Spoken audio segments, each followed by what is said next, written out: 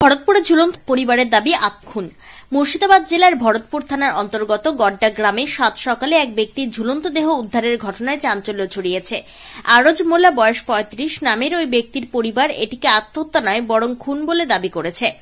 আজ সোমবার আনুমানিক সকাল ৭টায় পরিবারের সদস্যরা আরজ মোল্লাকে ঝুলন্ত অবস্থায় দেখতে পান। মৃত ব্যক্তির প্রতিবেশী রহমান শেখ জানান, তিনিই প্রথম ঝুলন্ত অবস্থায় দেহটি দেখতে পান। এরপর পাড়ার কয়েকজন যুবককে নিয়ে দেহটি নামানোর পর দেখা যায় আরজের মাথায় আঘাতের চিহ্ন রয়েছে। রহমান শেখ আরও জানান যে গত কিছুদিন ধরে আরজ এবং তার স্ত্রীর মধ্যে পারিবারিক কলহ চলছিল, যার জেরে আরজের স্ত্রী পলাতক ছিলেন এবং অনেক খোঁজাখুঁজির পরেও তার সন্ধান পাওয়া যাচ্ছিল না। মটর মোল্লা, যিনি আরজের চাচা, অত্যন্ত শোকার্ত হয়ে বলেন, ছোটবেলায় আরজের মা মারা যাওয়ার পর থেকে সে আমার নিজের ছেলের মতো বড় হয়েছে। আজ আমি আমার নিজের সন্তানকে হারালাম। তিনি আরো জানান যে আরজ কাজের সূত্রে ভিন রাজ্যে থাকতেন এবং সম্প্রতি গ্রামে ফিরে আসার পর থেকে স্বামী স্ত্রীর মধ্যে ঝামেলা চলছিল। আরজের চাচা দৃঢ়ভাবে দাবি করেছেন এটা আত্মহত্যা নয়, খুন করা হয়েছে। যারা এই কাজ করেছে তাদের যেন কঠোর থেকে কঠোরতম শাস্তি দেওয়া হয়। এদিকে স্বামীর মৃত্যুর খবর পেয়ে গ্রামে এসে হাজির হয়েছেন আরজের স্ত্রী রূপা বিবি।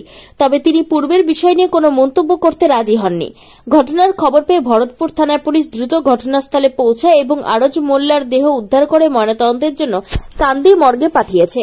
পুলিশ এই ঘটনায় তদন্ত শুরু করেছে এবং জিজ্ঞাসাবাদের জন্য মৃত আরজের স্ত্রী রূপা বিবি এবং তার জামাইবাবুকে আটক করে থানায় নিয়ে গেছে। ঘটনার প্রকৃত রহস্য উদ্ঘাটনে পুলিশ তৎপর হয়েছে। আমার তো মারা ছাড়া কিচ্ছু নয়। আরজ মোল্লা বন্ধ হয়েছে, এখন স্বামী স্ত্রী ব্যাপার, এখন ঝড়ঝাড়ি করে 3 দিন গা ছাড়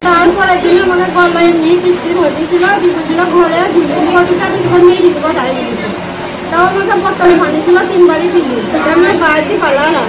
আমি তাকে তোমার বাড়ি তুমি নিয়ে সেদিনই থাকো, আমি বাড়ি নিয়ে পালালাম, তাই দিদি বলছেন হাত পানি কিছুই নিয়ে